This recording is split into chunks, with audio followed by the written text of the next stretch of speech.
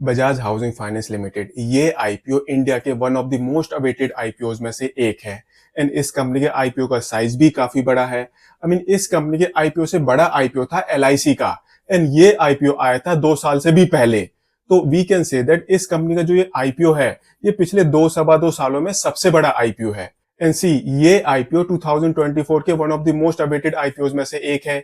ये मैनेजमेंट को भी पता है। एंड यही रीजन है दैट जो ये इस कंपनी का आईपीओ है, ये ऑलरेडी एक एक्सपेंसिव वैल्यूएशन पर आ रहा है। एंड जो आज के डेट में इसका ग्रे मार्केट प्रीमियम है, वो भी अप्रोक्सीमेटली 80% के आसपास है। तो एक तो ये आईपीओ ऑलरेडी बहुत एक्सपेंसिव वैल्यूएशन पर आ रहा है, एंड इसकी लिस्टिंग भी काफी अच्छी होने वाली है। सो आपको इस कंपनी के आईपीओ को सब्सक्राइब करना चाहिए या नहीं, जानते हैं इस वीडियो में। कहीं मत जाइए, चैनल को सब्सक्राइब कर लीजिए। सबसे पहले जानते हैं इस कंपनी के बारे में। बजाज हाउसिंग फाइनेंस लिमिटेड ये कंपनी एक नॉन डिपॉजिट टेकिंग एनबीएफसी है। ये कंपनी हाउसिंग लोन देती है। And non deposit taking NBFC का मतलब होता है दैट ये कंपनी जो लोन देने के लिए लोन लेती है, उस लोन को ये कंपनी आपके एंड मेरे जैसे लोगों से नहीं ले सकती। उस लोन को ये company banks and financial institution से ही लेती है। एंड ऐसे ही ये कंपनी आज की डेट में इंडिया की अपर लेइंग एनबीएफसीज में से एक है। मतलब ये कंपनी उन कुछ गिनी चुनी कंपनीज में से एक है जो कि काफी बड़ी कंपनियां हैं and too big to fail कंपनियां हैं। अब से जो भी ये कंपनियां होती हैं, इनका बिजनेस मॉडल बड़ा सिंपल होता है। ये कंपनियां एक जगह से लोन लेती हैं एंड दूसरी जगह लोन दे देती हैं। ये कंपनी क्या करती है, ये कंपनी बैंक्स या फिर फाइनेंशियल इंस्टीट्यूशन से लोन लेती है एंड आपके एंड मेरे जैसे लोगों को लोन दे देती है, हाउसिंग लोन दे देती है ज्यादातर केसेस में। एंड सी, ये कंपनी हाउसिंग लोन तो देती ही है, साथ ही साथ ये कंपनी लोन अगेंस्ट प्रॉपर्टी भी देती है। अब यहाँ पर मैं आपको बता दूं दैट जो ये हाउसिंग लोन होता है, ये मिलता तो आपको है, बट ये लोन डिसबर्स सेलर को होता है। उस पर्सन को डिसबर्स होता है जो प्रॉपर्टी बेच रहा होता है। एंड लोन मिलता किसको है, जो प्रॉपर्टी खरीद रहा होता है।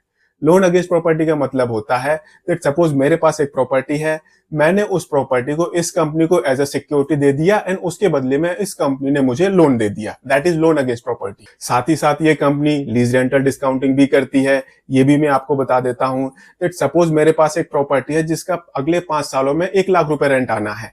तो ये कंपनी क्या करेगी, ये कंपनी आज की डेट में मुझे 80 और 90,000 रुपीज का लोन दे देगी। एंड उसके बदले में जो भी वो रेंट आएगा, उस रेंट को ये कंपनी अपने पास लेती रहेगी। इसको हम बोलते हैं लीज रेंटल डिस्काउंटिंग।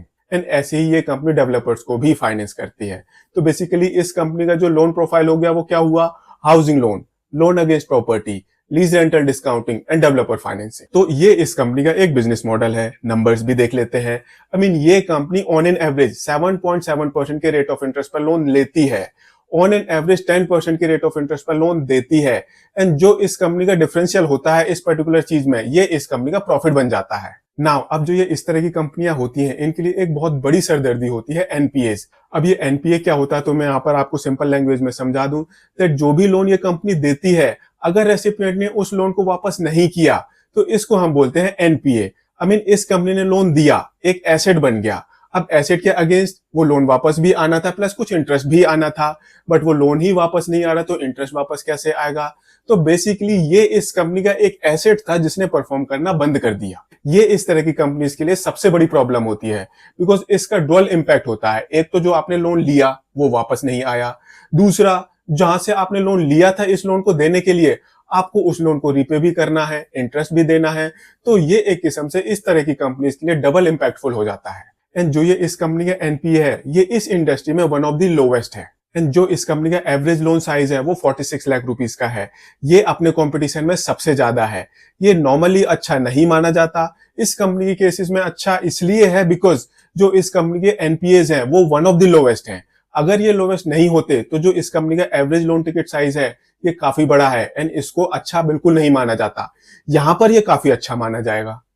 अब बात करते हैं इस कंपनी के बिजनेस के डार्क साइड की। यहाँ पर डार्क साइड क्या है, तो यहाँ पर मैं आपको बता दूं दैट बेसिकली ये कंपनी करती क्या है।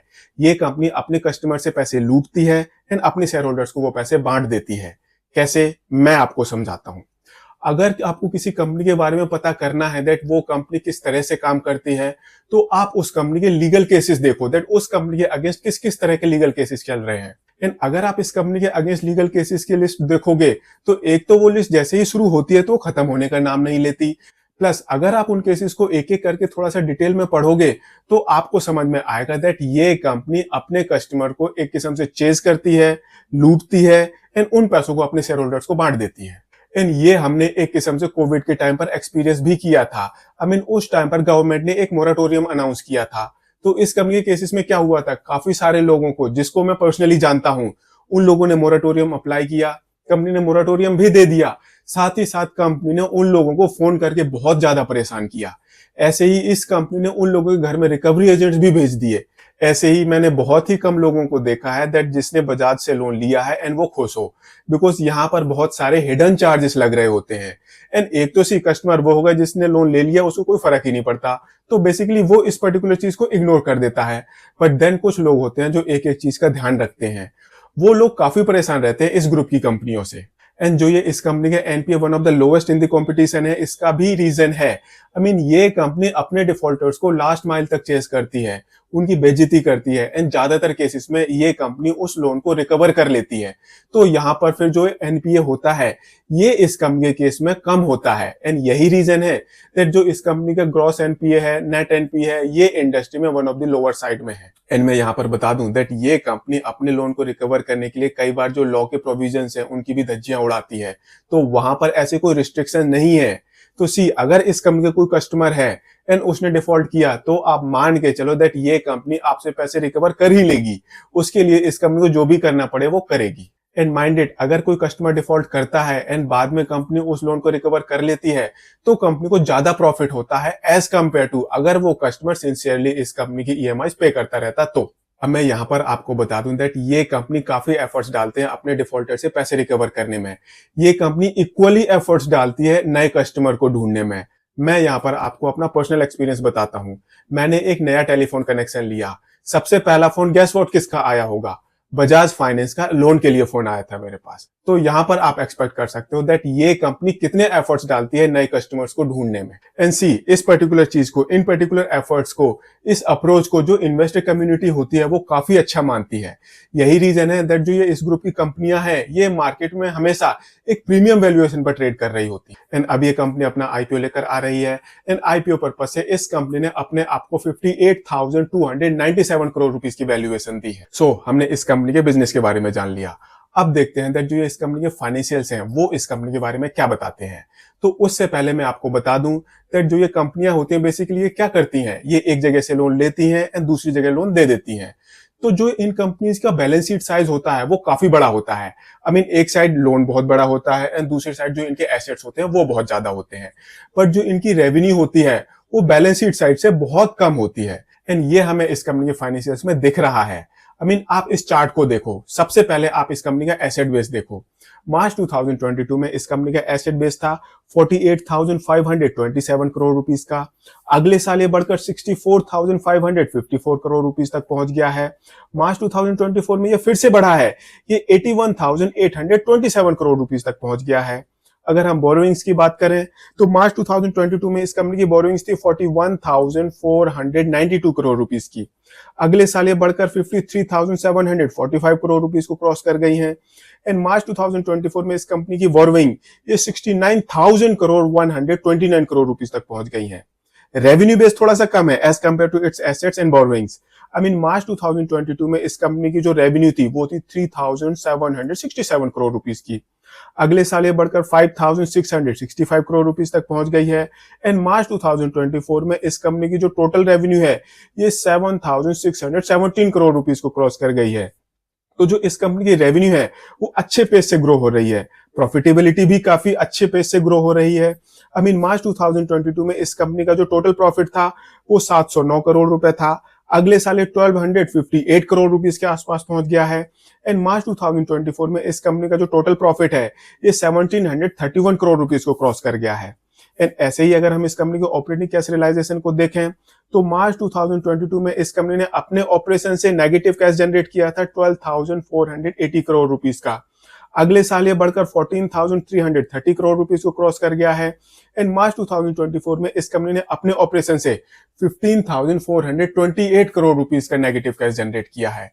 सी अगर ये कंपनी किसी और इंडस्ट्री से बिलोंग करती तो जो ये नेगेटिव कैश रियलाइजेशन है ये काफी कंसर्निंग माना जाता, बट यहाँ पर ये काफी पॉजिटिव माना जाएगा बिकॉज जो ये कंपनियां होती हैं इनका बिजनेस कब ग्रो करेगा, जब ये कंपनियां फ्रेश लोन बांटेंगी। एंड जो फ्रेश लोन बांटना होता है इस तरह की कंपनीज के लिए वो ऑपरेटिंग एक्टिविटीज में काउंट होता है। तो यहाँ पर अगर किसी कंपनी का ऑपरेटिंग कैश रियलाइजेशन नेगेटिव है तो वो पॉजिटिव माना जाएगा। अगर वो पॉजिटिव हो गया तो फिर हम उसको नेगेटिव मानेंगे, बिकॉज अगर ऑपरेटिंग कैश रियलाइजेशन नेगेटिव है दैट मींस कंपनी का बिजनेस बढ़ रहा है, बट अगर ये पॉजिटिव है दैट मींस कंपनी का जो बिजनेस है, लोन साइज है वो कम हो रहा है। एंड अगर आपके लोन कम होंगे दैट मींस आपकी इंटरेस्ट इनकम भी कम होगी। सो अगर हम इस कंपनी के फाइनेंशियल्स देखते हैं, एसेट बेस बढ़ रहा है, बोरोइंग बढ़ रही है, रेवेन्यू बढ़ रही है, प्रॉफिटेबिलिटी बढ़ रही है, फ्रेश लोन डिसबर्सल भी बढ़ रहा है, आपको और क्या चाहिए। एंड जो ये पेस है ये भी काफी अच्छा है, इनफैक्ट ये इंडस्ट्री में one of the better side में है। एंड अब ये कंपनी अपना आईपीओ लेकर आ रही है। इस कंपनी का टोटल आईपीओ साइज है 6,560 करोड़ रुपीस का। इसमें से 3,560 करोड़ रुपीस का फ्रेश इशू है, बाकी ऑफर फॉर सेल है। 66 रुपीस से 70 रुपीस का प्राइस बैंड है। 214 शेयर का लॉट साइज है। इस हिसाब से जो आपकी मिनिमम इन्वेस्टमेंट होगी ये होगी 14,980 रुपीस की। 9 सितंबर को आईपीओ ओपन होगा, 11 सितंबर को क्लोज हो जाएगा एंड 16 सितंबर को इस कंपनी की बोथ बीएसई एंड एनएसई में लिस्टिंग होगी। तो अब क्वेश्चन आता है, क्या आपको इस कंपनी के आईपीओ को सब्सक्राइब करना चाहिए या फिर आपको इसको इग्नोर करना चाहिए। तो सी ये जो आईपीओ है ये 2024 का one of the most awaited IPO में से एक है। ये कंपनी ऑलरेडी एक एक्सपेंसिव वैल्यूएशन पर अपना आईपीओ लेकर आ रही है। ग्रे मार्केट प्रीमियम भी काफी पॉजिटिव इंडिकेट कर रहा है। तो देयर आर चांसेस दैट इस कंपनी के आईपीओ को सब्सक्रिप्शन तो अच्छा मिलेगा, लिस्टिंग भी काफी अच्छी होगी, बट उसके बाद ये कंपनी अपनी इस वैल्यूएशन को सस्टेन कर पाएगी या नहीं कर पाएगी ये हमें फ्यूचर में ही पता चलेगा। बट ये कंपनी इस वैल्यूएशन को सस्टेन कर पाएगी ऐसा होने के चांसेस थोड़े से ज्यादा है, बिकॉज एक तो जिस ग्रुप से ये कंपनी आती है उस ग्रुप की जो ऑलरेडी कंपनियां हैं वो काफी प्रीमियम वैल्यूएशन पर ट्रेड कर रही होती हैं। एंड अगर इस कंपनी के आईपीओ ने अच्छा परफॉर्म नहीं किया ऐसा होने के चांसेस बहुत कम है, बिकॉज इससे क्या होगा, इससे जो बजाज ग्रुप की साख है वो भी कम हो सकती है। तो वी कैन एक्सपेक्ट दैट इस कंपनी के आईपीओ को सब्सक्रिप्शन अच्छा मिलेगा, लिस्टिंग अच्छी होगी एंड बाद में जो इस कंपनी का शेयर है ये अपनी इस वैल्यूएशन को होल्ड करेगा काफी लंबे टाइम तक। लॉन्ग रन में तो ऑब्वियसली इस कंपनी का शेयर अपने फेयर वैल्यू पर ही ट्रेड करेगा। बट मैं आपको बता दूं दैट फ्यूचर में जो मार्केट है अब थोड़ी सी कंसर्निंग लगने लग गई है, बिकॉज आईपीओ को उतना बेटर सब्सक्रिप्शन नहीं मिल रहा है, बट नंबर ऑफ आईपीओ बहुत ज्यादा आ रहे हैं। आई मीन जिस दिन इस कंपनी का आईपीओ ओपन हो रहा है उस दिन 7 डिफरेंट आईपीओ ओपन हो रहे हैं। तो इसके आईपीओ सब्सक्रिप्शन पर थोड़ा सा इंपैक्ट पड़ेगा, ज्यादा नहीं पड़ेगा, बट अगेन थोड़ा सा केयरफुल होकर अप्लाई करें। एंड अगर आपको आईपीओ के बाद इस कंपनी के शेयर में इस प्राइस के आसपास कहीं इन्वेस्ट करने की अपॉर्चुनिटी मिले तो फिर आपको उसको मिस नहीं करना चाहिए। हाँ, मैं इस कंपनी के आईपीओ को सब्सक्राइब करने वाला हूं। मेरे डिसीजन के बेसिस पर आप अपना डिसीजन बिल्कुल मत लें, अपना डिसीजन सोच समझ कर लें एंड इन्वेस्टमेंट एडवाइजर से कंसल्ट करने के बाद लें। अगर आपको ये वीडियो पसंद आया हो तो इसको लाइक शेयर जरूर करें एंड चैनल को सब्सक्राइब करें।